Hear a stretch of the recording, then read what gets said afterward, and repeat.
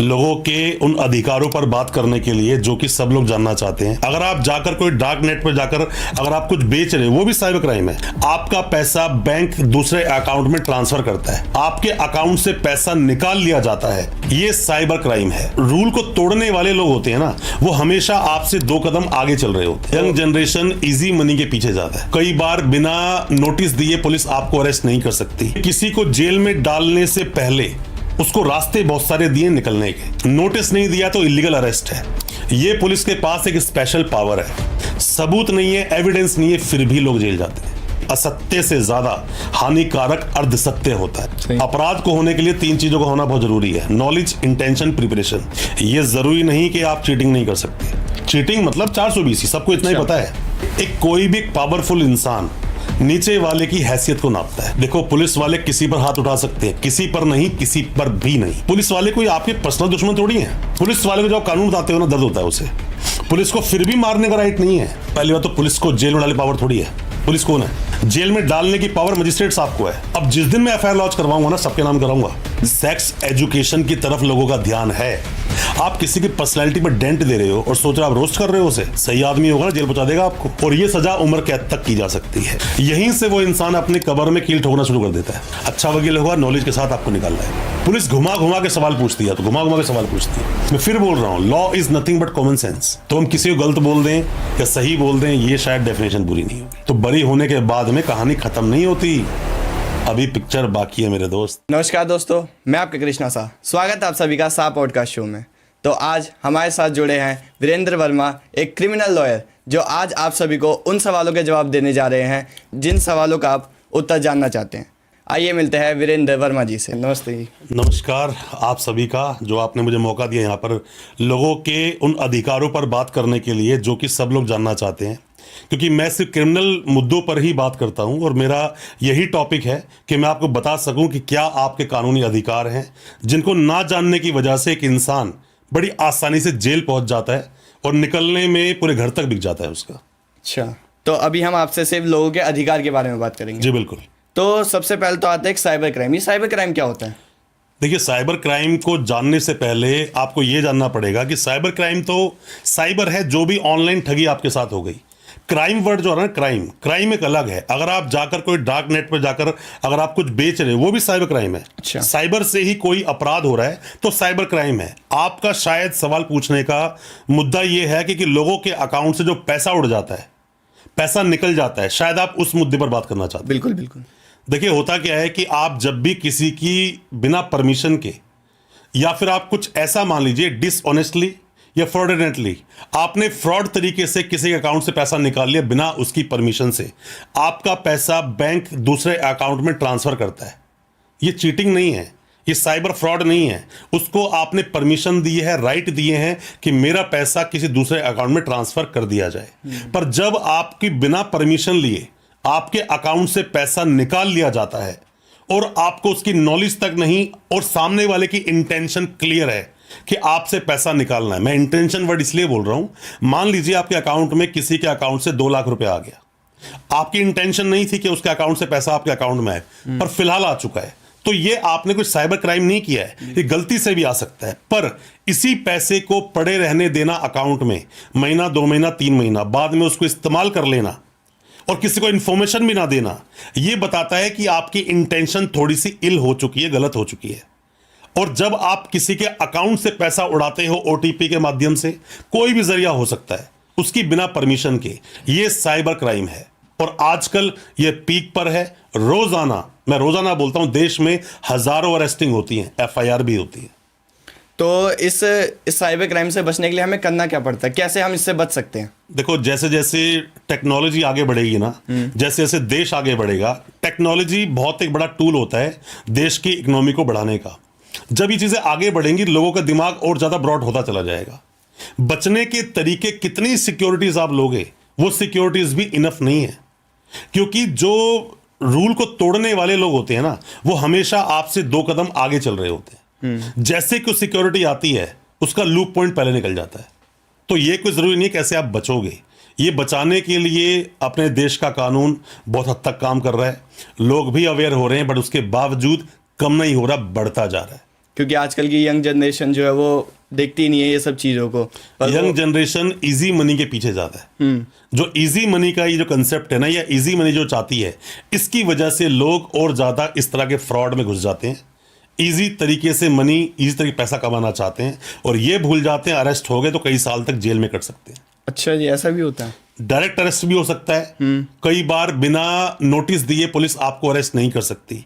ये दोनों अलग अलग कंसेप्ट हैं, पर दोनों ही साइबर फ्रॉड में समझने वाली चीजें हैं। अगर हमें जैसे पता ही नहीं कि हमारे बैंक अकाउंट में आ गए, बाई चांस हमें नहीं पता और हमने गलती से स्पेंड कर दिया उसको कहीं, तो क्या हम उससे किसी तरह बच भी सकते हैं कि हम अपना कोई वो सबूत रख दें कि हमने ऐसा नहीं करा, हमारे से गलती? आपके पास कोई पैसा अकाउंट में आया और आपने जाकर पुलिस को इन्फॉर्म नहीं किया या आपने बैंक को इन्फॉर्म नहीं किया, क्लियर मतलब है कि आपकी इंटेंशन है उस पैसे को यूज करने की। अच्छा। आप उस पैसे को यूज कर रहे हैं जो कि चीज आपकी है ही नहीं, तो आपको पहले जाके बैंक को इन्फॉर्म करना चाहिए। हो सकता है पैसा किसी तरह से गलत तरीके से पैसा आपके अकाउंट में आ गया और ये मुकदमा आपको भी उसी 120B एक सेक्शन है, या 61(2) बोल सकते हो, नया सेक्शन BNSS का, उसमें आपको लेकर आ जाएगा। कॉमन इंटेंशन भी बोलते हो या फिर प्लानिंग बोल सकते हो आप इसको, उसमें लेकर आ जाएगा। तो आपने जो सेक्शन बताया, क्या होता है सेक्शन ये वाला? देखिए, सेक्शन को जानने के लिए ना पहला पूरे चीटिंग को समझिए, क्योंकि आज की डेट में जो जनता है ना वो बहुत कुछ जानना चाहते हैं। चीटिंग भी एक तरह की नहीं है। चीटिंग पे अगर बोलना शुरू करूं मैं तो लगभग 2-3 घंटे का पॉडकास्ट ये बनेगा। चीटिंग बहुत एक वास्ट सब्जेक्ट है, पर छोटे में आप समझिए, जो हम ऑनलाइन फ्रॉड की बात कर रहे हैं उसको समझिए। जामताड़ा आपने सीरीज देखी होगी ना, वो पैसा अकाउंट से निकालते हैं। हाँ। अगर मान लीजिए कि कोई भी एक इंसान, एक्स नाम का इंसान है, कहीं बैठकर कॉल कर रहा है और पैसे की ठगी कर रहा है, तो उस पर सेक्शन क्या लगेगा पहले आप ये समझिए। सेक्शन नॉर्मल लगेगा 420 IPC। अगर हम नए कानून की बात करें, BNS का सेक्शन 318 का सब सेक्शन 4, ये नया सेक्शन है क्योंकि उसने सिर्फ चीटिंग की है। चीटिंग के साथ साथ यहीं पर एक आता है IT एक्ट, जिसका सेक्शन 66D लग जाता है। तो ये दोनों ही सेक्शन एक ऐसे सेक्शन है जिसकी पनिशमेंट अप टू 7 years है। अच्छा जी। आपको ना अपने देश में, अपने देश का कानून इतना ज्यादा लीनियंट है कि किसी को जेल में डालने से पहले उसको रास्ते बहुत सारे दिए निकलने के। उन्हीं में से एक रास्ता आता है जो जजमेंट है सुप्रीम कोर्ट का। 2 जजमेंट्स बताता हूं, हालांकि लोगों को मैंने बहुत बार अपनी वीडियो से पहले बताया है। अर्नेश कुमार का एक जजमेंट है और दूसरा जजमेंट है सतेंद्र अंटिल का। इसमें यह बोलता है कि जो भी कोई ऑफेंस जिसकी सजा 7 साल तक है, यही एक बहुत बड़ा एक ऐसा पॉइंट है जिसमें कई बार नए वकील साहब भी बहुत गलतियां करते हैं और जिसको अरेस्ट कर रही पुलिस वो भी जानता नहीं है कानून के बारे में और पुलिस को भी पूरी बात पता नहीं है, वो सीधा अरेस्ट कर लेते हैं। जबकि 7 साल तक की सजा के मामलों में पुलिस को ऐसा कोई अधिकार नहीं है कि सीधा जाकर किसी को अरेस्ट कर ले और फिर मजिस्ट्रेट साहब उसको जेल भेज दें। जब पुलिस किसी को अरेस्ट करेगी 24 घंटे में पेश करेगी मजिस्ट्रेट साहब के पास। मजिस्ट्रेट साहब की ड्यूटी है ये नहीं कि फॉर्मेलिटी नहीं है, ड्यूटी है। ये देखें कि ये जो मामला है अप टू 7 years तक का तो नहीं है। अप टू 7 years तक का है तो पहले पुलिस वालों से जस्टिफिकेशन मांगेंगे, क्यों अरेस्ट किया भाई इसको। अरेस्ट करने का क्या सॉलिड कोई रीजन आपके पास है? नहीं है कुछ भी, तो वहां से उसको रिलीज किया जाना चाहिए, पर उसको जेल भेज देते हैं। आप कितने ही लोग, अगर हजारों अरेस्टिंग हुई है, मैं सबको बोल रहा हूं जितने भी लोग ये वीडियो देख रहे हो, आप में सगा संबंधी जानकार कोई भी जेल में है या आप जेल गए थे चीटिंग के मामले में, 420 सेक्शन लगाता है IPC का, और जो नया सेक्शन है अपना BNS का 318 सब सेक्शन 4, ये अभी का है। रेड पड़ती है कॉल सेंटर में। आप 3 एग्जाम्पल समझ लो, क्योंकि ऐसे में अगर पुलिस ने उठा के जेल में डाला है तो आपको नोटिस नहीं दिया है। नोटिस नहीं दिया तो इलीगल अरेस्ट है। अगर बिना नोटिस के अरेस्ट कर लिया तो वहां पर जस्टिफाई करना पड़ेगा अरेस्ट क्यों कर रहे हैं। मैंने इसलिए बोला था कि टॉपिक बड़ा वास्ट है, मैं पूरा बोलूंगा तो काफी घंटे लगेंगे। शॉर्ट में समझाने की कोशिश कर रहा हूं, शायद किसी का भला हो जाए। बिल्कुल। अब इसको ना 3 तरह से आप 3 एग्जाम्पल ले लो। एग्जाम्पल बहुत सारे हैं, मैं 3 एग्जाम्पल बनाने की कोशिश करता हूं।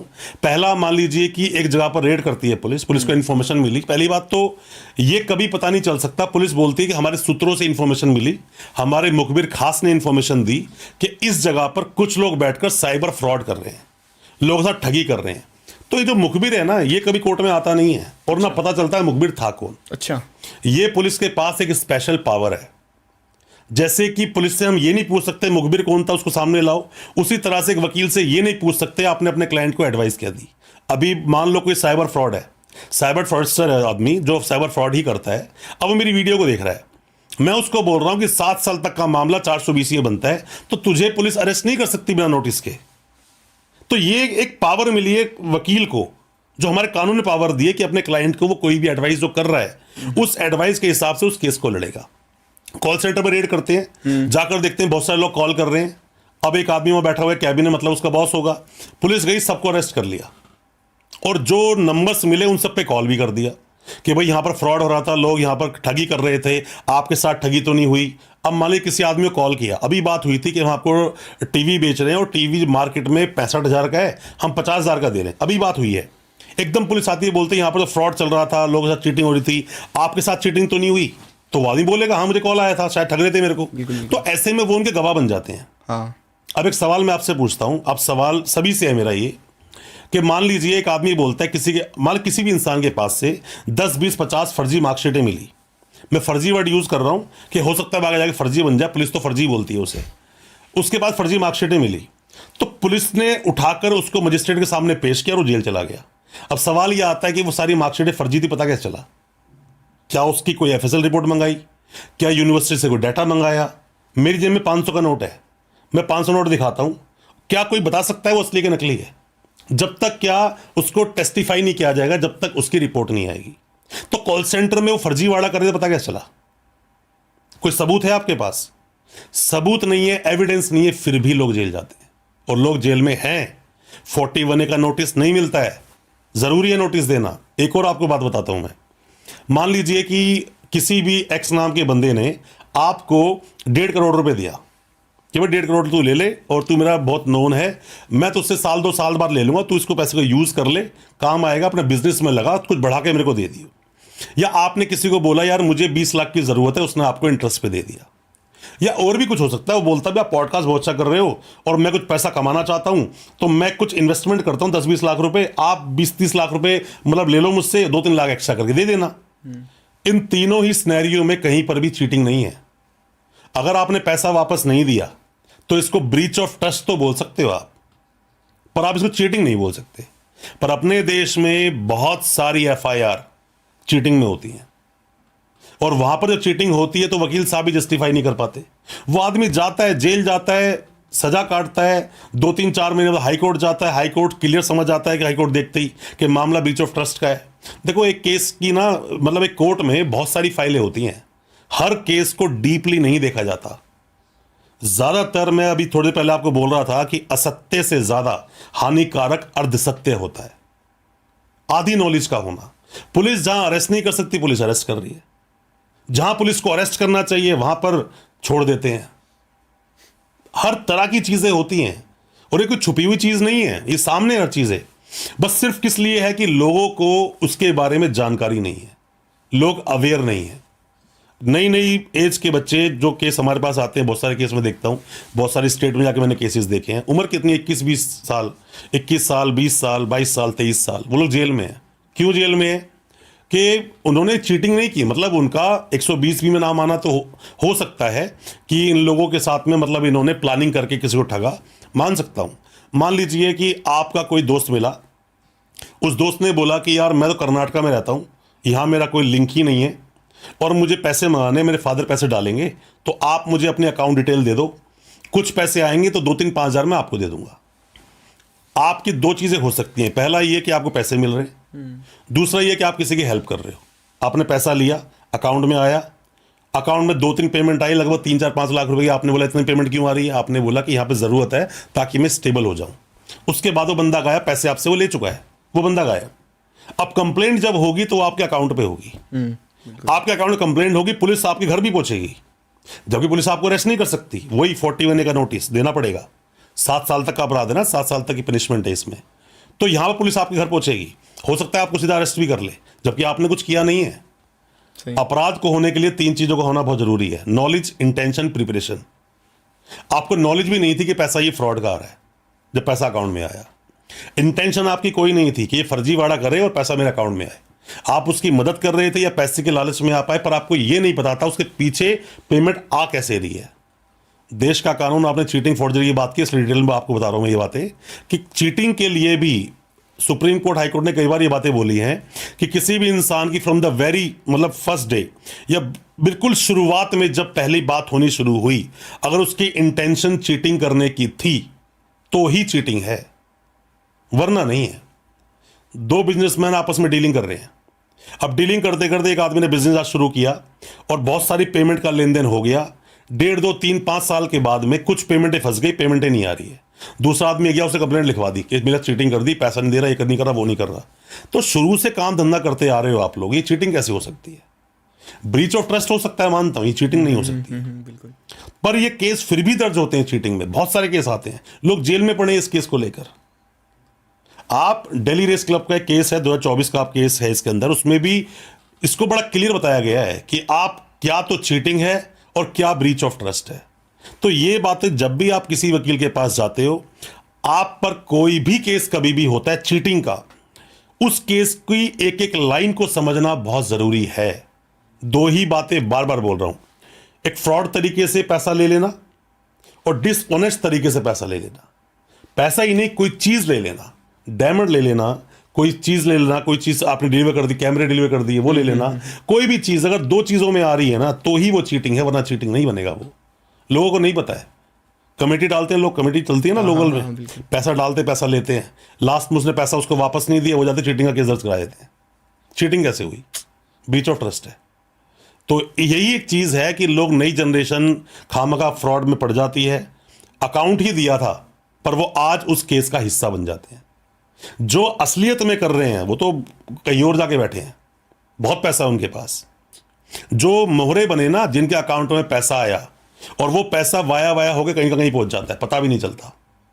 आम आदमी जिसे देखो, जो आदमी क्रिमिनल है ना, उसका ठिकाना नहीं होता है, उसका परमानेंट नंबर नहीं होता है, उसका परमानेंट अकाउंट नहीं होता है। आपके अकाउंट में पैसा आया, परमानेंट अकाउंट है, परमानेंट नंबर है, परमानेंट एक लोकेशन है। अब यहां दोनों बातें काम करती हैं। यह जरूरी नहीं कि आप चीटिंग नहीं कर सकते, कर सकते हो, और यह भी जरूरी नहीं कि आपने चीटिंग की ही होगी। तो जो असली लोग हैं, स्कैमर्स हैं, वहां तक पुलिस नहीं पहुंच पाती। जो नीचे की लेयर्स हैं ना, ये सब उठते हैं, सब जेल जाते हैं, ये एंटीसिपेटरी बेल के लिए भागते हैं, पर इनको बेल भी जल्दी से नहीं मिलती। लोग समझ नहीं पाते केस में करना क्या है। राइट मेडिसिन का राइट टाइम पे ना मिलना ही इंसान की मौत का कारण बन जाता है, यही कारण है। तो इतना सब कुछ हो रहा है तो गवर्नमेंट इस पे कोई एक्शन क्यों नहीं ले रही? बहुत सारे एक्शंस हैं। अभी सुप्रीम कोर्ट ने बोला कि इस तरह के, खास करके जो डिजिटल अरेस्ट के मामले हैं, बेल मत दो। ये एक्शन ही तो है। देखो, दो तरह के एक्शन है, एक प्यूनिटिव, एक प्रिवेंटेटिव। अच्छा। अब बंदा, मतलब प्यूनिटिव क्या है? किसी इंसान को उठाना, जेल में डालना, बंदी बना लेना, प्यूनिटिव है। पुलिस कर तो रही है काम, उठा के लोगों को जेल डाल तो रही है। अब प्रिवेंटेटिव क्या है? किसी इंसान को बोलना, रुक जा भाई, तू अभी ये काम नहीं कर रहा है कुछ टाइम के लिए, उसको प्रिवेंट कर देना। अब आप किसी इंसान के दिमाग में, ऐसी कोई मशीन थोड़ी बनी है आज तक जो दिमाग को स्कैन करे, तो सोच क्या रहा है? कोई ऐसी मशीन तो बनी नहीं है अभी तक नहीं। और बन भी जाएगी तो इसको अप्लाई करने में सालों साल बीत जाएंगे, दशक बीत जाएंगे। तो ऐसा कुछ नहीं है, ये तो होता रहेगा। मतलब कुछ इस तरह से है कि जीभ को दांतों के बीच में ही रहना है, वो कैसे बचेगी उस पर डिपेंड करता है। तो बात सिंपल सी है कि आप अपने आप को पहले जितना ज्यादा हो सके प्रोटेक्ट करो, गलत चीजों में मत पड़ो, किसी को अकाउंट शेयर मत करो। अगर आपको थोड़ी सी, देखो, बिना बात के कोई किसी को पैसा देता नहीं है। सही बात है। मैं तो कोई देखा नहीं आज तक। अगर आपको बिना बात में कोई इंसान पैसा दे रहा है, अकाउंट नंबर ले रहा है, आपका फोन ले रहा है, सिम के मामले बहुत आते हैं कि सिम बेच दी अपनी। ये करते क्या है? इसके कुछ मोडस ऑपरेंडी हैं इनके। वो आपसे मिलेंगे, आपके अकाउंट डिटेल्स ले लेंगे, जो सिम थी वो ले लेंगे, ओटीपी तो उस पर आएगा ना, वो ले लेंगे, अकाउंट का एक्सेस ले लेंगे, आपके एटीएम कार्ड ले लेंगे, कुछ पैसा आपको दे देंगे। लोग सिम बेचते हैं कि भाई सिम मैं आपको प्रोवाइड करा दूंगा। कुछ भी करो, वो सिम कहां से कहां पहुंचेगी, किसको कॉल होगा, आपको क्या पता? अकाउंट कहां से कहां पहुंचेगा, किसने पैसा डाला, वो क्या पता? तो ये सब चीजें आपको प्रिकॉशंस लेने होंगे अगर साइबर फ्रॉड से बचना चाहते हो, वरना जेल के दरवाजे खुले हैं, लोग जा रहे हैं बिना बात। मैं तो उनको देख के ज़्यादा अचंभित होता हूं कि जिन लोगों को पता ही नहीं था, अकाउंट दिया किसी की दोस्ती में। ये यारी दोस्ती बड़ी हानिकारक चीज़ है। ये दोस्ती बना लेना, बचपन से जानते नहीं हो, अनजान आदमी मिल गया, अकाउंट डिटेल दे दी, पैसा अकाउंट में आया, से नोटिस आपके पास पहुंचा, यहाँ से परेशानियाँ शुरू होती हैं, एंड नहीं होती। नोटिस आपके पास आया तो मेरा मानना है फटाफट पुलिस स्टेशन पहुंचो, जाकर इन्वेस्टिगेशन ज्वाइन करो, भागो मत। हर चीज की, जैसे बोलते ना, हर एक मर्ज की दवा पैरासीटामोल, ये नहीं होता। हर केस में बाहर से बाहर बेल लेने के दवा एंटीसिपेटरी बेल, ये भी नहीं होता। बहुत से रेमेडीज हैं। आपको पुलिस ने बुलाया और आपका कोई रोल नहीं है, बेधड़क पुलिस स्टेशन जाओ। पुलिस वाले कोई आपके पर्सनल दुश्मन थोड़ी हैं। आपने कुछ किया नहीं, जाके बोलो ना। अगर एविडेंस सारे आपके अगेंस्ट हैं, कई बार होता है ऐसा कि एविडेंस सारे आपके अगेंस्ट होते हैं, बट पुलिस को पता होता है आपने कुछ नहीं किया। तो इन सब बातों को सुन के हमें लग रहा है, तो ये एक होता है पॉस्को सेक्शन 6 का, ये क्या होता है? पोस्को नहीं है, वो पॉक्सो है। अच्छा, पॉक्सो होता है। Protection of children from sexual offences, 2012 का एक्ट है, 2019 में अमेंडमेंट आया। देखो पॉक्सो, अभी अगर हम अपने इस आज के पॉडकास्ट को अगर हम इसको नियंत्रित रखें ना, खास करके चीटिंग फॉर्जरी पर, मैंने बोला कि बहुत बड़ा है। बेशक हम पॉडकास्ट के लिए दोबारा से पॉक्सो पर बैठ जाएं, एनडीपीएस पर बैठ जाएं, बहुत सारे टॉपिक्स हैं आपके ऊपर, रेप के मुद्दे छेड़ दें, मर्डर को, जिसको आप हाफ मर्डर भी लोग बोलते हैं, अटेम्प्ट टू मर्डर बोलते हैं उसे, हाफ मर्डर को लेके जा सकते हैं। तो उसके लिए अलग अलग पॉडकास्ट में एक कंसेप्ट को लेके समझाएं लोगों को, उन तक पूरी बात पहुंचेगी। अधूरा ज्ञान थोड़ा हानिकारक है, तो बेटर है आप जितने भी सवाल आपके दिल में आते हैं ना, चीटिंग फॉर्जरी बहुत बड़ा है दोस्त, मैं बता रहा हूं आपको। अभी तो नॉर्मल चीटिंग फॉर्जरी की बात कर रहे हो, यही चीटिंग अगर किसी इंप्लॉई ने किसी साथ कर दी, मान लो कंपनी है, एक कंपनी बहुत बड़ा ज्वेलर्स का एक शोरूम है, वहां पर एक लड़का काम करता है, मतलब कुछ लड़के काम करते हैं, अब उनको पैसे की जरूरत है, उन्होंने वहीं पर कुछ बिल विल तो कटे, बट गोल्ड वहां से गायब कर दिया, तो क्या उसके ऊपर वो 420 सेक्शन लगेगा? हमने तो फिल्मों में देखा है 420, चीटिंग मतलब 420, सबको इतना ही पता है। तो क्या उस पर ये सेक्शन लगेगा? नहीं, उसका सेक्शन अलग है। अब बात करते हैं, एक बैंकर है, बैंकर ने गलती कर दी, बैंकर ने बहुत लोगों को ठग लिया, या मान लीजिए कंपनी बनी जो पिरामिड स्कीम चलाती है, उसने बहुत सारे लोगों के साथ ठगी कर दी, बहुत पैसा अकाउंट में ले लिया, ये सेक्शन अलग है। अब होता क्या है, इसी को थोड़ा आगे बढ़ाओ, ईओडब्ल्यू केस चला गया, इकोनॉमिक ऑफेंसिव विंग, वहां के गए सेक्शन अलग है, 409 बड़ा कॉमन सेक्शन है जो लगाते हैं उसके अंदर, तो वो सेक्शन अलग है, वो अलग तरीके से काम करता है। अब मान लीजिए और ऊपर जाओ, आपने ईडी का नाम सुना होगा, एनफोर्समेंट डायरेक्टरेट जो सुना होगा। अच्छा। तो ये ईडी कैसे काम करती है? पीएमएलए जो है ना, जो एक्ट है ये साथ में ईडी चलता है। ईडी काम कब करता है? जब एक रिपोर्ट बनी, मान लीजिए बहुत बड़ा स्कैम हुआ, 250, 300, 500 करोड़ का स्कैम हुआ और पैसे की लॉन्ड्रिंग हो रही है, मनी लॉन्ड्रिंग हो रही है, तो वो केस ईडी पहुंच जाते हैं। तो चीटिंग का इतना बड़ा स्कोप है, इवन मैं बोलता हूं एनडीपीएस, आप एनडीपीएस समझो, मैं पॉक्सो पे आता हूं। चलो पहले आपने पॉक्सो का सवाल पूछा था मुझसे। पॉक्सो एक तरह से हम ये मानते हैं कि छोटे बच्चों के साथ कोई भी गलत हरकत की किसी ने, पॉक्सो है। पॉक्सो की सजा क्या है? सजा बोलते हैं 4, 6, 8, 10, 12 ये सेक्शंस हैं। अच्छा, इनमें सजा के प्रावधान है। अभी मैंने बहुत बड़ी बातें बोली कि बिना नोटिस दिए पुलिस आपको अरेस्ट कर लेती है, जो गलत है। पॉक्सो में भी है, पॉक्सो में 8, 10, 12 जो सेक्शन है ना, इनकी मैक्सिमम पनिशमेंट 7 ईयर से नीचे नीचे ही है। तो ऐसे में भी पुलिस आपको नोटिस देगी। पर पॉक्सो सुनते ही, जैसे आपके लिए पॉक्सो बहुत बड़ी चीज, आप जानते हैं ज्यादा कुछ उसके बारे में, तो इंसान पॉक्सो जैसे में भी क्या पुलिस छोड़ सकती है? छोड़ेगी भाई, कानून तो यही बोलता है। जब केस लड़ता है ना कोई वकील, तो मेजरली 2 चीजें होती हैं, एक क्वेश्चन ऑफ लॉ और एक होता है मेरिट्स। सच क्या क्या हुआ, फैक्ट को बताना, ये मेरिट्स है सारे। एक क्वेश्चन ऑफ लॉ, कानून क्या बोलता है? हम बोलते हैं कि भाई इसके अंदर तो मैक्सिमम पनिशमेंट ही 3 ईयर है, और आप मुझे नोटिस भी नहीं दे रहे हो, पूछताछ भी नहीं कर रहे हो, सीधा मुझे अरेस्ट कर लिया। अगर अरेस्ट कर लिया तो अरनेश कुमार के जजमेंट का क्या हुआ, जो बोलता है कि 7 साल तक के मामलों में, सजा के मामलों में नोटिस देना मैंडेटरी है। तो सतेंद्र कुमार अंटिल के जजमेंट का क्या हुआ, जो बोलता है कि 7 साल तक के मामलों में नोटिस देना मैंडेटरी है, आप अरेस्ट नहीं करोगे। तो या तो आप सुप्रीम कोर्ट के जो जजमेंट्स हैं उनको मानना नहीं चाहते हो, और या तो फिर आपको उनके बारे में पता नहीं है। मैं अब दोस्त आपको एक बात बताता हूं, जितने एक अच्छा वकील डेली केस कर रहा होता है ना, उतने एक पुलिस वाला जो आईओ बनता है उसके पास महीने में वो केस आते हैं, और उसके पास भी लिमिट होती है कि किस तरह के केस आएंगे। वकील हर तरह के केस लड़ रहा होता है, पॉक्सो, एनडीपीएस, ईडी, ये चीटिंग फॉर्जरी जो आप अभी आपने बोला, चीटिंग फॉर्जरी एक 7 वर्ड आता है। अब आपको सेक्शन में थोड़ा समझाता हूं, शायद आप समझ पाओ। सेक्शन समझना, 420 7 साल की पनिशमेंट। अच्छा, अब ये चीटिंग के साथ एक वर्ड आया फॉर्जरी। अगर आपने किसी को फॉर्ज डॉक्यूमेंट दिए, मान लीजिए आप मेरे पास आए कि वीरेंद्र जी आपकी प्रॉपर्टी है, वो प्रॉपर्टी मुझे खरीदनी है, और आपने सिर्फ सुना, जबकि प्रॉपर्टी मेरी है नहीं, और आप कह रहे हो कि आपके 5, 7, 10 करोड़ पैसा आपके पास है, और प्रॉपर्टी बेचने के लिए मैं कहा ठीक है आप कल आना, मैं पेपर पर लेके आऊँगा। मैंने पेपर फर्जी बना दिए, अब आपको दिखाया और आपने पेपर में बिलीव कर लिया, फोटोकॉपी आपने ली चाहे नहीं ली, मैंने आपको दिखाया था, उसका कोई भी एविडेंस आपके पास है। अब ये फॉर्जरी में आ गया। फॉर्जरी में सेक्शन है 467, 467, जिसकी सजा अप टू उम्र कैद, मतलब लाइफ इंप्रिजनमेंट है उसकी। तो उम्र कैद का प्रोविजन आते ही नोटिस का प्रोविजन खत्म हो जाएगा। अच्छा। अब पुलिस आपको नोटिस नहीं देगी, सीधा अरेस्ट करेगी। अब सवाल इसमें भी बात वही है कि चीजें बड़ी लेंथी होती हैं, शॉर्ट में समझाना बड़ा मुश्किल है। आपने सुना होगा कि मर्डर जैसे केस के अंदर भी पुलिस कई बार एक्यूज को नोटिस दे देती है। जो 41 जो सीआरपीसी है और 35 जो बीएनएसएस है, मैं यहाँ पे स्पेसिफिक सेक्शन की बात नहीं कर रहा हूं। तो यहां पर जो है ना, जैसे कि आप 35 में 1 2 3 पढ़ते हो, 41 सीआरपीसी में ABCD सब पढ़ते हो, तो ये जो सेक्शन है ना, यहां पर पुलिस की पावर के बारे में बात किया गया है। पुलिस की क्या क्या पावर्स हैं, कहां वो रुकेगी, कहां नोटिस देगी। तो इसमें यह बोला गया है कि पुलिस को लगता है कि इस केस में नोटिस देना चाहिए, पूछताछ करनी चाहिए, तो पुलिस डायरेक्ट अरेस्ट नहीं करेगी, नोटिस दे देगी। तो मर्डर केस में भी नोटिस दिए जाते हैं, तो फॉर्जरी केस में भी नोटिस दिया जा सकता है। 420, 467, 468, 471, 120B, ये पूरे सेक्शन एक साथ लगाए जाते हैं जब चीटिंग और फॉर्जरी केस होता है। जब सिर्फ चीटिंग का केस बनता है 420, 66D सेक्शन लगाया जाता है, कई बार 120B लगा हुआ होता है। ये वो सेक्शंस हैं जो पुराने सेक्शंस हैं। अब बात करते हैं नए सेक्शंस की। नई FIR अगर किसी पर लॉन्च हुई है, उसमें 318 का सब सेक्शन 4, 61 का 2 सेक्शन होगा, 66D IT एक्ट बदला नहीं है तो उसके सेक्शन वही होंगे।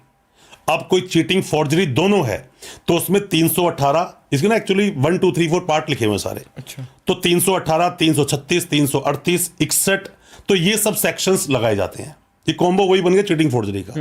नए और पुराने सेक्शंस में मैं सेक्शन में बात इसलिए नहीं करता कि आम जनता है, उसको बस ये चाहिए कि हमें पुलिस कब अरेस्ट कर सकती है, कब नहीं कर सकती। हाँ। उन्हें सेक्शन समझ नहीं आते हैं।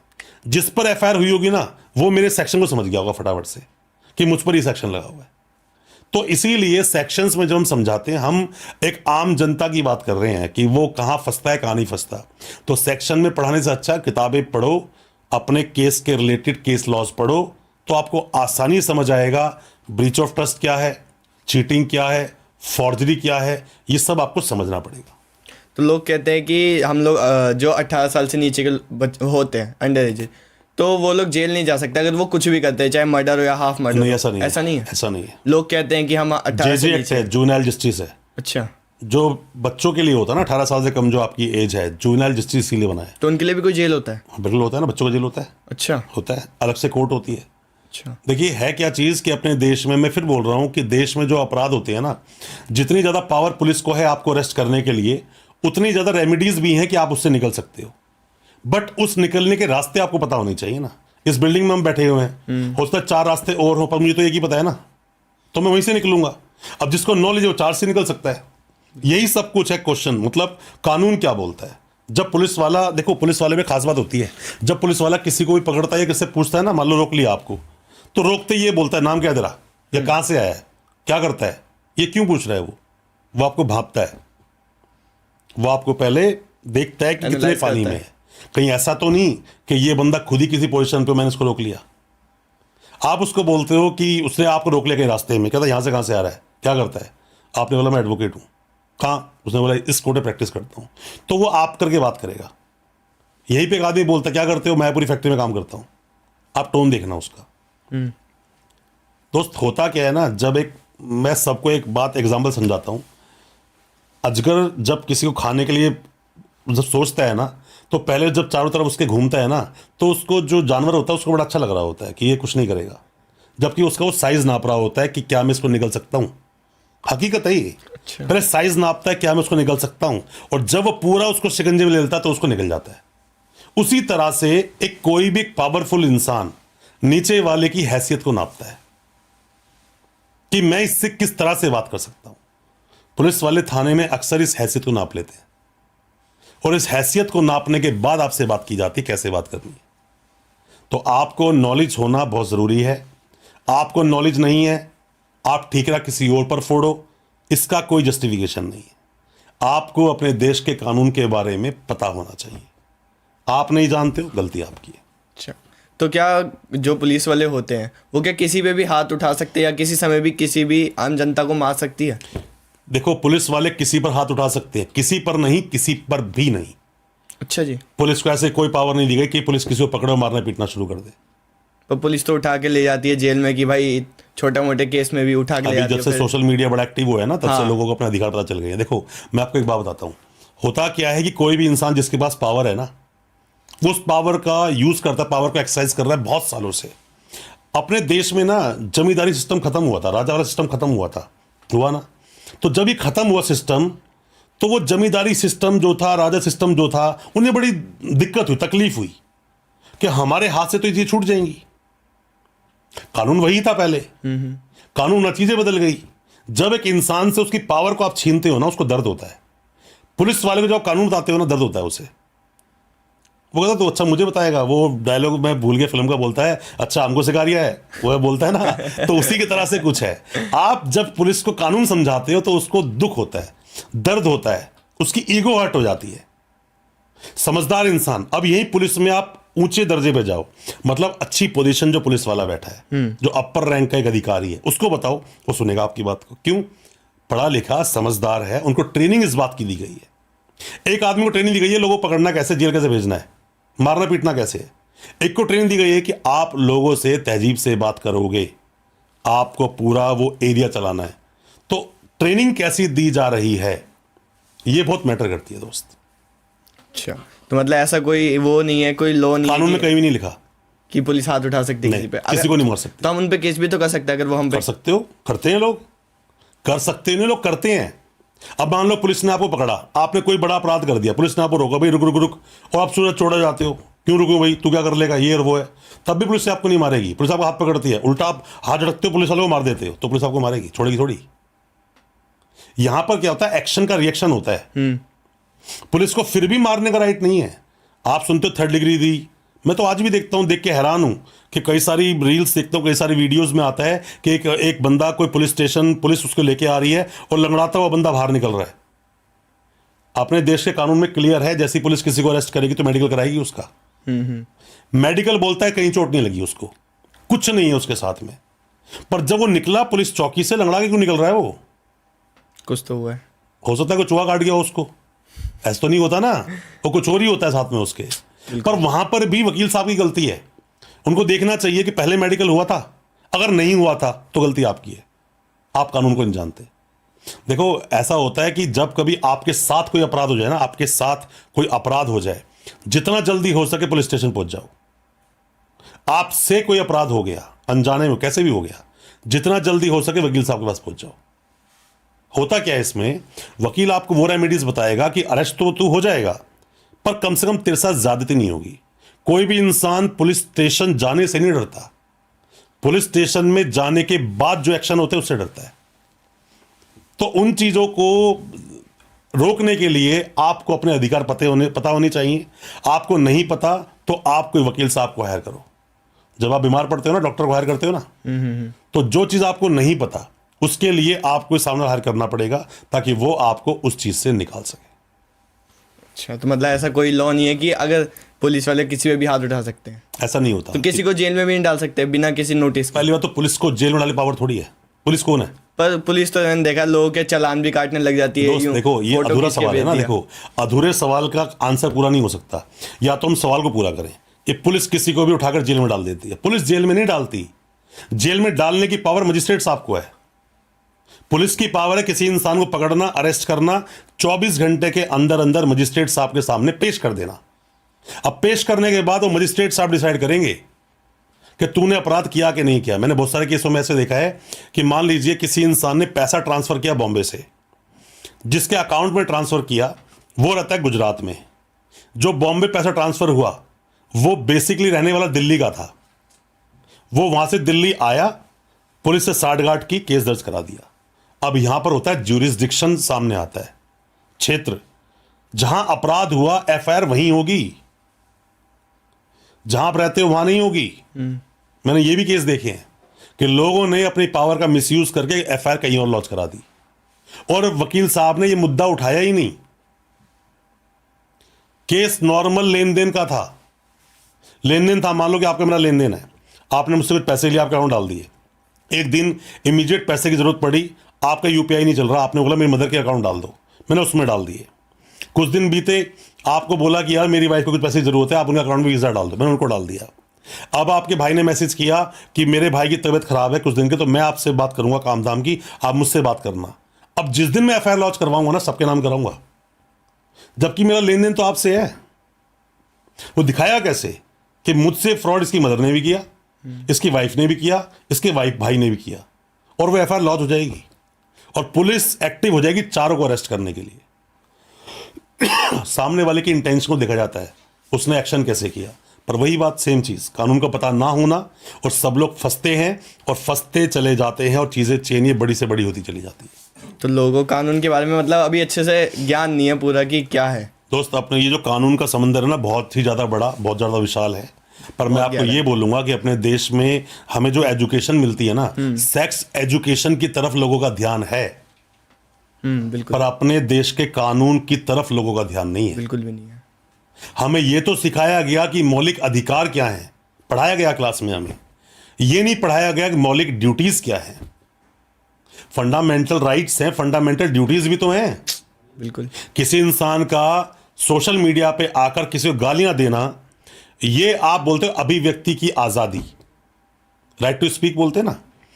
आप स्पीच एंड एक्सप्रेशंस का आपको अधिकार है, बोल सकते हो, पर तब तक ही यह अधिकार है जब तक सामने वाले को दुख ना हो, सामने वाले की रेपुटेशन हार्म ना हो जाए, सामने वाले का जो अस्तित्व है उस पर कोई दाग ना दे दो। आप किसी की पर्सनैलिटी पर डेंट दे रहे हो और सोच रहे हो आप रोस्ट कर रहे हो उसे, सही आदमी होगा ना जेल पहुंचा देगा आपको। डिफेमेशन दो होती है, सिविल और क्रिमिनल। सामने वाला इतना बड़ा क्लेम ठोक देगा कि सब बिकवा देगा उसका। तो ऐसे ही किसी को हम ना गाली दे सकते हैं। अब एक आदमी मान लीजिए सजा काट के कोई जेल से आया, मैं आपको एग्जांपल समझाता हूं। एक आदमी चीटिंग में गया, वो गया 4.5 महीने बाद वापस आ गया। अब जब मिलता है उसे आदमी, दूसरा आदमी उसको बोलता है हाँ भाई चीटर, हाँ भाई फ्रॉडस्टर, हाँ भाई स्कैमर, इन नामों से उसको बुला रहा है। अपने देश का कानून बोलता है an accused is innocent until proven guilty. जब तक मेरा दोष सिद्ध नहीं हुआ, तूने मुझे चीटर कैसे बोल दिया? सही बात है। अभी तो इन्वेस्टिगेशन थी, बहुत बड़ा दबाव बताऊं कहां लगता है। एक लड़का लड़की रिलेशन में है, लड़की के साथ में लड़का रिलेशन में है, बीच में फिजिकल दोनों का हुआ, एक वक्त के बाद ब्रेकअप हुआ, लड़की ने जाके एफआईआर लिखवा दी कि मेरा रेप किया। उस बेचारे को उठा के जेल में डाल दिया। 3, 4, 5, 6 महीने बाद उसकी बेल हुई। बेल लेकर आया, लोगों ने उसको रेपिस्ट बोलना शुरू कर दिया। वो समाज में किसी से आंख नहीं मिला पाता, परिवार बात नहीं कर पाता, घर में बहनें हों या कोई भी लेडीज हों तो वो किससे बात नहीं कर पाती, लोगों को जवाब देना पड़ता है।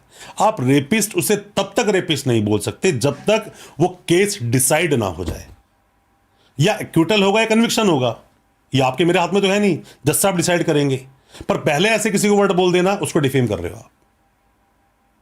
तो ऐसे नहीं होता। आप सोशल मीडिया पे भी लोगों को सोच समझ के बोलना चाहिए। वो तो लोगों को अपने अधिकार नहीं पता, वरना तो बहुत कुछ हो सकता है। लोग फिर भी अगर कोई लोग जेल चले भी जाते हैं पर वो कुछ टाइम बाद ना निकल जाते हैं, पर उनके पास उनको लंबा समय तो दिया होता है कि ये जेल में रहेंगे, पर वो फिर भी नहीं। निकल देखो, जाते हैं। प्रोसीजर ऐसा है। प्रोसीजर क्या है अपने देश का कि किसी इंसान को जब किसी को उठाते हैं ना, जेल भेजते हैं, तो जेल भेजने से लेकर इन्वेस्टिगेशन पूरा होने तक का एक प्रोविजन है। 60 दिन या 90 दिन, ये भी अधूरी बात है। 60 दिन या 90 दिन, इसी को एनडीपीएस में अगर मैं लेके चला जाता हूं तो वहां पर 6 महीने से 1 साल तक का प्रोविजन है। जब तक इन्वेस्टिगेशन चल रही है तब तक किसी इंसान को जेल में रखा जा सकता है। इन्वेस्टिगेशन पूरी करनी है। ऐसा ना हो, मान लीजिए कि पॉक्सो एक केस है, पॉक्सो जो आपने पूछा था, फिर बता, पॉक्सो भी टोटल 46 सेक्शन है पूरे पॉक्सो एक्ट में। अच्छा, सब पे बात करेंगे, घंटों लगेंगे बताने के लिए उसमें। पर कुछ आप इस तरह समझिए, सेक्शन 29 बोलता है किसी भी इंसान को जब लाया गया कोर्ट में, उसमें भी ना सेक्शंस लिखे हुए हैं। अपराध क्या है, 3, 5, 7, 9 ऐसे कुछ सेक्शन लिखे हुए हैं। तो जब भी कभी, अब मैंने बोला, पहले बोलता मैं 4, 6, 8, 10, 12, अब मैं बोल रहा हूँ 3, 5, 7, 9, 11 ऐसे बोल रहा हूँ। नहीं, जो 3, 5, 7, 9, 11 ये जो है ना, इसमें डेफिनेशन लिखी है कब कौन सा अपराध होगा। और जो 4 है, जैसे 3 है, 3 मतलब कुछ अगर बोल्ड अगर मैं बोलना चाहूँ इसके अंदर, एक लड़के लड़के रिलेशन बना, लड़की ने बोला इसने मेरे साथ में सेक्सुअल इंटरकोर्स किया, इसने फिजिकल लड़का मेरे साथ में हुआ, तो ऐसे में 3 में तो डेफिनेशन लिखी है कि कब सेक्शन 4 के तहत उसको सजा दी जाएगी, और 4 में लिखा है सजा कितनी दी जाएगी। 4 ये बोलता है कि ऐसे ऑफेंस में इस इंसान को 10 साल कम से कम सजा दी जाएगी। पर अगर लड़की की उम्र 16 साल से कम है तो वही सजा कम से कम 20 साल हो जाएगी, और यह सजा उम्र कैद तक की जा सकती है। अब बात क्या होती है, जो सजा का प्रोविजन है ना, जब तक इन्वेस्टिगेशन चल रही है, एक लड़की है पॉक्सो में 2 महीने में उस लड़के के खिलाफ कोर्ट में चार्जशीट फाइल हो गई, इन्वेस्टिगेशन कंप्लीट हो गई। अब हर बंदा ये बोलेगा अब तो बेल मिलेगी भाई, इन्वेस्टिगेशन कंप्लीट हो गई। पॉक्सो में ऐसा नहीं है। इसीलिए बोल रहा हूं कि हर कानून जो बना है उसके हमें फैक्ट्स को समझना होगा। चीटिंग है, बेल हो जाएगी। नॉर्मल मारपीट है, बेल हो जाएगी। सीरियस ऑफेंस में देखना पड़ता है कि मेन गवाह कौन है। अब जब तक उस बच्चे की गवाही कोर्ट में बुलाकर नहीं कराई जाएगी तब तक बेल नहीं होगी। मैं ये वर्ड नहीं बोल रहा हूं, और बेल हो जाएगी ये भी नहीं बोल रहा हूं।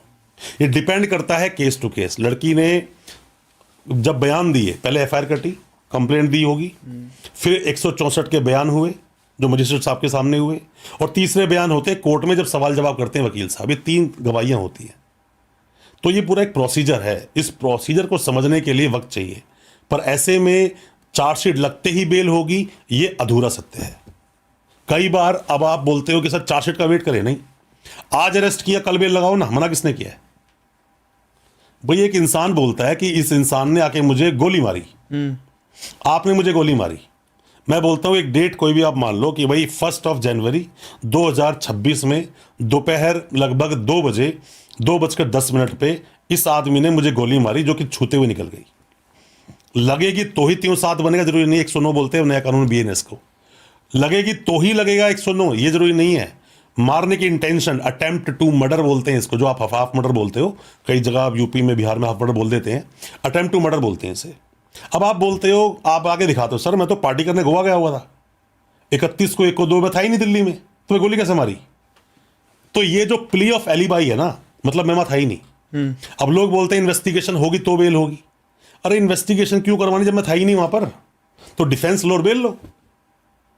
तो ये सब चीजें अधूरी चीजें हैं कि पहले चार्जशीट लगने दो, चालान आने दो। देखो, जिस इंसान ने उन चीजों को बार बार नहीं किया वो तो ये बातें बोल सकता है कि चार्जशीट आने दो। जिसने बार बार उस पर काम किया ना, वो नहीं बोलेगा ये बात। हम जैसा वकील कभी नहीं बोलेगा। हम जैसा वकील पहले केस को पढ़ेगा, केस को देखेगा, समझेगा। अब मर्डर जैसे केस में लोगों को बेल लेने के लिए या सजा ना हो, कन्विक्शन ना हो, इससे बचने के लिए हम क्या बोलते हैं, कई बार आपके सर्कमस्टेंसेस ऐसे बनते हैं कि दिख रहा होता है कि आपने ही मर्डर किया है, पर सबूत कोई नहीं होता। बर्डन ऑफ प्रूफ किसके ऊपर है? स्टेट पर। वो प्रूव करेगा मैंने मर्डर किया है, ये मेरा काम नहीं है, मैंने मर्डर नहीं किया। तो सर्कमस्टेंशियल एविडेंसेस जो होते हैं, इसकी भी पूरी एक सीरीज होती है, पूरी चेन होती है। ऐसे किसी को अरेस्ट नहीं कर सकते, सजा नहीं सुना सकते। तो बहुत एक बड़ा एक पूरा सब्जेक्ट है ये। सब्जेक्ट को समझने में वक्त लगता है, चीज़ें समझनी चाहिए, उसके लिए एक रिसर्च होनी चाहिए। खुद जो हमारा होस्ट है उसकी भी रिसर्च होनी चाहिए, तो हम जवाब भी उस लेवल से दे सकें। पर फिर भी जो कॉमन चीज़ें हैं, खास करके चीटिंग वालों के लिए, जिसके बारे में मैंने आपको चीज़ें बताई, तो वो अगर उन रेमेडीज़ को लेते हैं तो भी निकल जाएंगे उन चीज़ों से। फिर भी जो भी आपके सवाल है मैं जवाब दूंगा। तो अगर मान लो अगर कोई अपराध करके इस स्टेट को छोड़ के भाग जाए तो उसके साथ क्या होगा? फिर क्या डिसीजन है उसका? देखो, भागना कानून से ये कोई सॉल्यूशन ही नहीं है। अच्छा, सॉल्यूशन इसलिए नहीं है कि कानून के पास बहुत सारी रेमेडीज हैं। कानून सजा किस तरह देता है, पहले आप ये समझिए। किसी भी इंसान को सजा देने के लिए या तो उसको जेल में डाल देगा या फाइन ठोक देगा उसके ऊपर कि फाइन इतना भरो। लोगों के प्राण ले लेना, मतलब फांसी लगा देना, ये भी होता है एक। और एक तरीका होता है इन चीजों तक पहुंचाने के लिए, वो है उसकी इंसल्ट करना। किसी भी इंसान को ना, मतलब अपने ऊपर कोई बातचीत आ जाए, कोई 2 थप्पड़ मार दे, उससे ज्यादा फर्क पड़ता है इंसल्ट होने से। तो अगर कोई इंसान भाग रहा है, मान लीजिए किसी इंसान ने चीटिंग कर ली, उसका नाम आ गया, अकाउंट मान लीजिए आपका अकाउंट है, मैं आपको एक एग्जांपल दिया, एक्स को मान लीजिए। एक्स एक इंसान है जिसके अकाउंट में लगभग 17 लाख रुपए आए। वही फर्जी अकाउंट ले लिया, किसी ने किराए पे ले लिया और वो पैसा आ गया, पैसा निकल गया, उसको बेचारे को पता भी नहीं, गलती उसकी है भी नहीं, हम उसको लेके चलते, उसने अपराध नहीं किया। अब उसने कुछ नहीं किया, उस इंसान ने, पुलिस का नोटिस आया, देखते ही डर गया, किससे पूछा उसने, किसी नौसिखिए से, क्योंकि आजकल तो क्या है कि लोग सलाह देने वाले बहुत सारे आते हैं ना कि ऐसा कर ले, वैसा, पता उन्हें कुछ होता नहीं। वो कहता है फोन वोन बंद कर, घर छोड़ के भाग जा, कुछ दिन गायब रहे, केस ठंडा हो जाएगा। यहीं से वो इंसान अपने कबर में कील ठोकना शुरू कर देता है। वो जैसी फरार होगा, पुलिस कंफर्म हो जाएगी कि भाई इस बंदे ने अपराध किया है, इसकी सिर्फ इन्वॉल्वमेंट नहीं है, इसी ने अपराध किया है। अब आपने भागना शुरू किया, भागोगे या तो आप एंटीसिपेटरी बेल लगाओगे, जबकि वो सही रास्ता नहीं है। पुलिस ने बुलाया, जाकर इन्वेस्टिगेशन ज्वाइन करो। आप भाग रहे, एंटिसिपेटरी बेल भी नहीं लगा रहे हो, फरार हो गए हो। अब यहां से शुरुआत होती है आपके फंसने की। पुलिस वाला जाएगा सीधा वहां पर, देखो एक प्रोसीडिंग है, 82 प्रोसीडिंग बोलते हैं इसको, एब्सकॉन्डर घोषित करना, जिसको पीओ बोलते हैं, प्रोक्लेम्ड ऑफेंडर। अच्छा। तो प्रोक्लेम्ड ऑफेंडर जब किसी का इशू होता है, 82 की जो घोषणा बोलते हैं वो शुरू होती है, उसका एक प्रोसेस है। इसीलिए जब किसी इंसान पे ऐसी कोई कार्रवाई हो जाए, ये बहुत ही ज्यादा इंपॉर्टेंट टॉपिक है, डिटेल में समझना बहुत जरूरी है हर उस इंसान के लिए जो पुलिस से डरकर गायब हो गया था, पुलिस से डरकर दाएं बाएं हो गया था, पुलिस डर के भाग गया था जबकि उसने अपराध नहीं किया था। उसके लिए बहुत जरूरी है, क्योंकि वो अब अपनी पूरी प्रॉपर्टी भी बेच दे तो बिल नहीं ले पाएगा, पर अगर वो सही डायरेक्शन में जाए तो बिल ले सकता है। आपको ऐसे में अगर सब कुछ हो गया, प्रोक्लेमेशन हो गया, 83 की कार्रवाई होती है, कुड़की इशू हो जाना, सुना होगा बचपन से आपने, बोलते कुड़की होगी घर की, है ना, घर को जब्त कर लेती है सरकार। तो इसकी जो प्रोसेस होती है तो उसमें 82 कैंसिलेशन में जाते हैं। फिर हम चैलेंज करते हैं जो प्रोसेस हुआ वो सही से फॉलो ही नहीं हुआ। जैसे पुलिस ने अगर आपके ऊपर 82 कराया तो पहले आपके लिए एक NBW लिया होगा, नॉन बेलेबल वारंट, साथ में ही अरेस्ट वारंट लिया होगा। अरेस्ट वारंट जब तक पुलिस के पास नहीं है तब तक 82 नहीं हो सकता, भगोड़ा करार नहीं हो सकता। अच्छा। तो उसने 82 लिया होगा, कोई एप्लीकेशन दी होगी, कोर्ट में बात रखी होगी। जब 82 ले रहे हैं तो आपको वहां पर एक 30 डेज का टाइम दिया गया होगा कि 30 डेज के अंदर अंदर आ जाओ। पुलिस ने उसी नोटिस को चस्पा करना बोलते हैं, घर के बाहर जाके पोस्टर चिपका देते हैं कि आदमी फरार है, कोर्ट के बाहर चिपकाया जाता है, न्यूज़पेपर में इत्यार दिया जाता है। अगर ये सब कुछ चीजें नहीं हुई है तो 82 चैलेंज ऐसे ही होता है। आप 82 को चैलेंज करोगे तो निकल सकते हो, बट फिर भी चांसेस ज्यादा नहीं है। अच्छा। जिंदगी में ऐसा कभी मुकाम अगर पड़ाव कोई जिंदगी में आ जाए ना, तो एक छोटा सा मैं आपको ना उसमें एक स्टोरी बताता हूं। कहीं पर किसी मतलब रेगिस्तान में, राजस्थान में कहीं पर भी होता क्या है कि कुछ गाय और बैल को बांधा जाता है। तो जब तूफान तेज आता है ना, आंधी भरा तूफान जब आता है, मिट्टी मिट्टी होती है, तो गाय भागना शुरू करती है और भागती रहती हैं, तूफान पीछे चलता रहता है। और जो बैल होता है ना वो तूफान के अंदर भागता है, वो कहता है जो होगा देखा जाएगा। वो भागता है ना, कुछ ही देर के बाद वो तूफान उसको छोड़कर कहीं और पहुंच जाता है। तो इसी तरह से जब किसी पर कोई केस दर्ज हो जाए ना, तो ऐसे में उसको भागना नहीं चाहिए, उसे इस चीज को फेस करना चाहिए, जल्दी निकल जाओगे। वरना पूरी जिंदगी भागने से अच्छा, मान लीजिए आज आप फरार हो गए और उस मामले की मैक्सिमम पनिशमेंट 10 साल थी।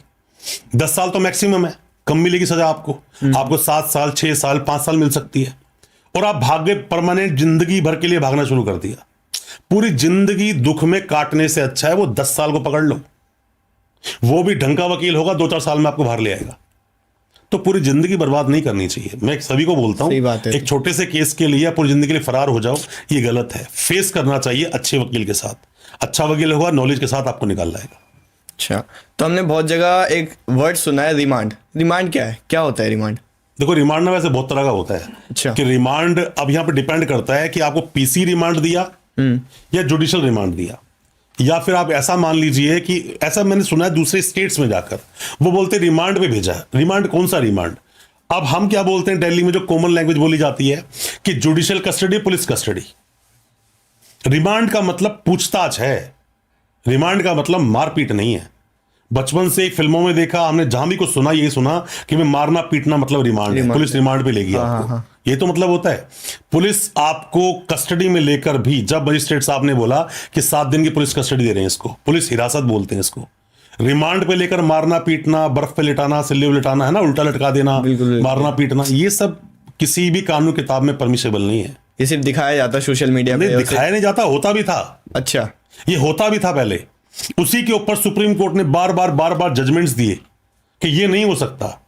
फंडामेंटल राइट क्या है? Article 21, life and liberty. इंसान को जिंदगी जीने का अधिकार है, जिंदगी जीने का नहीं, भरपूर जिंदगी जीने का अधिकार है।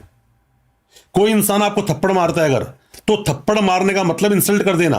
तुझे किसने पावर दी मुझे मारने की भाई? सही बात है। तो यही जो है ना, रिमांड में भी पावर नहीं मिलती किसी पुलिस वाले को। पुलिस वाले की इंटेलिजेंसी काउंट होती है।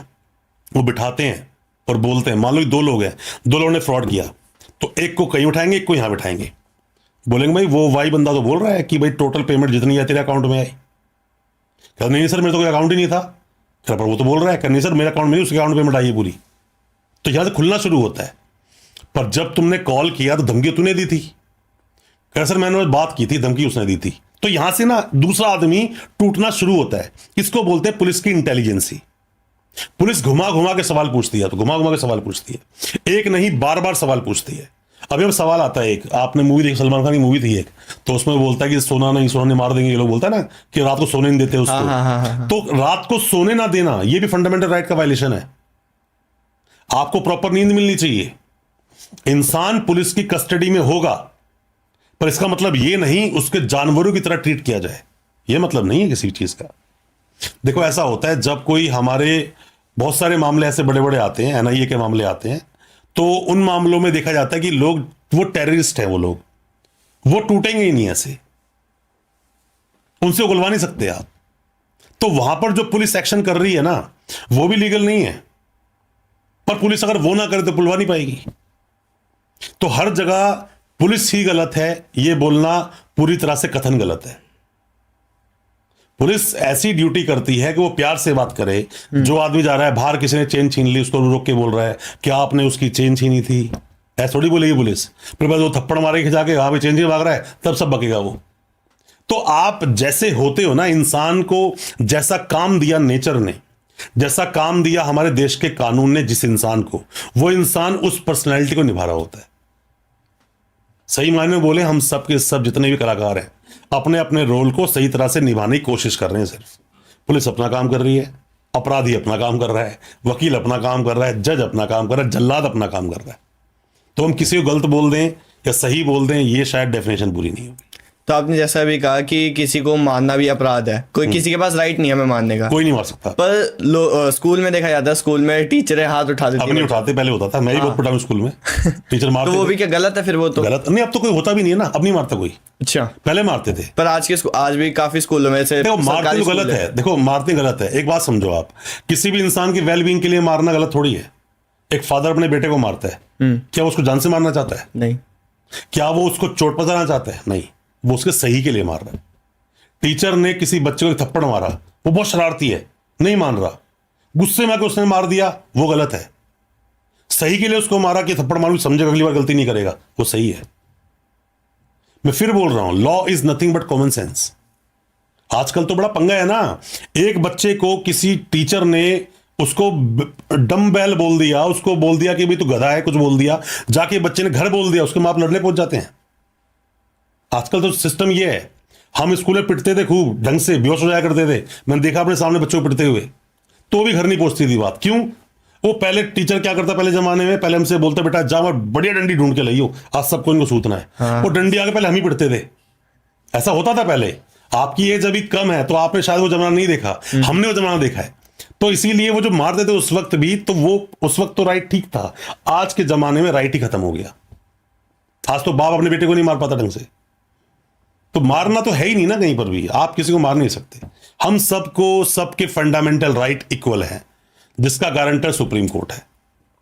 सब बराबर, बोलो सब बराबर, कोई छुआछूत नहीं, कोई ऊंच नहीं, कोई नीच नहीं, कुछ नहीं, सब बराबर हैं। कोई किसी के खिलाफ कुछ नहीं कर सकता। और आपके साथ कुछ गलत होता है, वकील से मिलो, वकील नहीं है आप जाकर सरकारी वकील से मिलो, कोर्ट जाओ, सरकारी वकील में आपको मिलेगा। पर बेहतर है पहले तो वीडियोस देख देख के चीजों को पढ़ पढ़ के जानकर कानून को सीखोगे, कुछ नहीं होगा। तो अब हम आपसे एक आखिरी सवाल पूछते हैं कि जो वो प्रोसीजर होता है जब कोई क्राइम कर देता है, तो पुलिस जेल से लेकर वो जो एंड तक का प्रोसीजर होता है, क्या होता है उसमें पूरे में? देखो वो तो एक पूरा एक ट्रायल हो गया, जिस ट्रायल को पूरा होने में 5, 7, 10 साल लग जाते हैं। क्या उस ट्रायल की पूरे प्रोसेस को कुछ घंटों के एपिसोड बताया जा सकता है? मुश्किल है, बिल्कुल। बट शॉर्ट में बताया था कुछ चरणों के अंदर। एक इंसान के पहले ऊपर कंप्लेंट आती है, पहले कंप्लेंट होती है, हम बोलते हैं कंप्लेनेंट, वो होता है इन्फॉर्मेंट, वो इन्फॉर्मेशन देने आया कि ये हुआ। जैसे ही वो हुई तो वैसे नॉर्मल अपराधों में पहले पुलिस छोटी सी प्रिलिमिनरी इंक्वायरी करती है, सच भी है झूठ है, फिर वो एफआईआर काटती है। एफआईआर कट के 2 बातें होंगी, पुलिस अरेस्ट करेगी या नहीं करेगी। दोनों के अंदर अपने अपने कानून की बाउंडेशंस हैं। अरेस्ट कर लिया, 24 घंटे में मजिस्ट्रेट साहब के सामने जाकर पेश करेंगे, मजिस्ट्रेट साहब डिसाइड करेंगे जेल भेज दूं या पुलिस रिमांड में भेज दूं। पुलिस रिमांड भेजेंगे तो भी उस रिमांड के टाइम के बाद वापस मजिस्ट्रेट के साथ पास आएंगे और फिर वो उसको जेल भेजेंगे या वहां छोड़ देंगे, दोनों बात होती है। अब जेल भेज दिया तो जेल के बाद में वो ट्रायल शुरू होता है। अच्छा, पहले वो चार्जशीट बनेगी, जज के पास जाएगी, पहले स्क्रूटनी होती है, पीपी के पास जाती है, वो स्क्रूटनी होगी, वो जज साहब डिसाइड करेंगे केस चलेगा भी कि नहीं, केस में दम है भी कि नहीं, संज्ञान लेंगे, फिर चार्ज फ्रेम होंगे कि भाई आप उसको बोलते हैं, मान लीजिए एक बंदे को बुलाया, चीटिंग फोर्जरी का मामला है, चीटिंग फोर्जरी पूरा हो गया, अब उसके अंदर एक सेक्शन लिखा हुआ है 323 आईपीएल सेक्शन था कि थप्पड़ मारने वाला, और थप्पड़ मारने की बात पूरी चार्जशीट, पूरी कंप्लेंट, पूरी स्टेटमेंट में है ही नहीं कहीं। तो चार्जेस की स्टेज पर ऐसे सेक्शंस को हटा दिया जाता है, अच्छा, या कुछ सेक्शन को लगा दिया जाता है। जैसे फॉर्ज डॉक्यूमेंट की बात तो हो रही है हर जगह, बट फॉर्ज डॉक्यूमेंट है ही नहीं रिकॉर्ड पर, या फिर हैं पर वो सेक्शन नहीं है, तो लगाना या हटाना ये चार्ज पर डिसाइड होता है। एक बार चार्ज लग गया, अब ट्रायल शुरू हो जाए, गवाह आएंगे, पहले सारे पुलिस के गवाह आएंगे, फिर सारे उस एक्यूज के गवाह भी बुला सकता है कोर्ट में, एक फाइनल आर्गुमेंट एंड में जाके होती है, आपके बीच में एक स्टेटमेंट ऑफ एक्यूज होती है। किसी भी एक्यूज को पूरे ट्रायल में एक ही बार मौका मिलता है अपनी बातें कोर्ट में रखने का, वो होता है स्टेटमेंट, उसको ऐसे बोलते हो आप लोग, स्टेटमेंट ऑफ एक्यूज। एक ही मौका मिलता है, अपनी बातें बोलता है कि ऐसा ऐसा हुआ, ऐसा नहीं हुआ, अपनी बातें बोलने के बाद में फिर फाइनल आर्गुमेंट होता है, आर्गुमेंट जो जजमेंट होता है। अब यहाँ जो जजमेंट होता है ना, जजमेंट पे जो फाइनल आर्गुमेंट होता है, तो काफी बार पता होता है वकील साहब को कि सजा होगी कि नहीं होगी, मैक्सिमम वकीलों को पता होता है कि ट्रायल उन्होंने लड़ा है। पर हर बंदा जिसने अपराध किया या अपराध हुआ, हर आदमी चाहता है सजा ना हो, हर आदमी चाहता है, वो कौन चाहेगा जेल जाए। सही बात है। पर वकील को पता होता है, जैसे हर बाप को या हर माँ को पता होता है ना, मेरे बेटा कितना लायक है कितना नालायक है, इसलिए पता होता है वकील को भी। तो अपने क्लाइंट को बात ये ना बताए कि दिल ना टूट जाए, बात एक अलग है, पर उसको इनडायरेक्ट वे में बोल रहा होता है। वकील डायरेक्ट नहीं बोलता, इनडायरेक्ट बोल रहा होता है कि हो सकता है तेरे को इतनी सजा होगी, तो तेरे पास ये रेमेडीज हैं। हर वकील, अच्छे वकील के पास या अच्छे डॉक्टर के पास हर बीमारी का और हर एक एक्शन का एक होता है, एक रेमेडी होती है, मैं तो निकाल सकता हूं। बस यह है कि जब एंड में जाते हैं ना, तो कई बार जैसे सजा बोलती है वहीं से उसको जेल भेज देते हैं। जैसी जजमेंट हुआ, देखो एक होता है जब बोलते हैं कि सजा हुई कि नहीं हुई, कन्विक्शन हुआ या एक्विटल हुआ, एक ये स्टेज है। फिर इससे जाती है आर्ग्यूमेंट ऑन सेंटेंस, कि अब सजा कितनी बोलेगी। ये तो हो गया, सजा बोल गई कि मतलब बंदा अपराधी है, पर सजा कितनी बोलेगी, ये एक अलग स्टेज है। तो मान लो किसी को बेल पर छोड़ा हुआ है, पॉक्सो केस है, किसी को जेल में 6 महीने रख के बेल पे छोड़ दिया, अब 4 साल केस चला, बंदा बाहर है। अब जैसे ही वो पहुंचा जजमेंट वाले दिन, अगर उसको सजा सुना रहा है जज, उसी वक्त उसे हिरासत में ले लेंगे और जेल भेज देंगे, और बरी कर रहे हैं तो वहां छोड़ देंगे, बोलेंगे बॉन्ड फर्निश कर दो अपना, आप जा सकते हो। अब बॉन्ड की फर्निश कराया जाता, सवाल यहां आता है, अरे बेल दे तो दी, जब बेल देते हो बॉन्ड फर्निश कराते ना, एक कि बस श्योरिटी दो कि आप आओगे, काउंट मतलब ट्रायल को अटेंड करोगे, सब कुछ। जब सजा किसी इंसान को बरी कर दिया, तो बॉन्ड की जरूरत क्या है? सही बात। बॉन्ड की जरूरत यह है कि अब जिसने केस किया था वो आपकी अपील जाके हाईकोर्ट कर सकता है और आपको दोबारा अरेस्ट किया जा सकता है। तो बरी होने के बाद में कहानी खत्म नहीं होती, अभी पिक्चर बाकी है मेरे दोस्त। ये बाकी अगले पॉडकास्ट में जब होगा तो बात करेंगे। चलिए, बहुत बहुत धन्यवाद, आप आज बहुत बहुत हमारे यहाँ शुक्रिया, अच्छा podcast में लगा आए। आपसे बात कर। तो इस पॉडकास्ट के माध्यम से सब लोग जागरूक हो जाओ कि हमें कैसे स्कैमों से बचना चाहिए, आज हमें बताया है। तो हमारी वीडियो देखने के लिए हमारे चैनल को सब्सक्राइब और इस वीडियो को लाइक जरूर कर देना। हम मिलते हैं आपको नेक्स्ट पॉडकास्ट में, तब तक के लिए नमस्ते।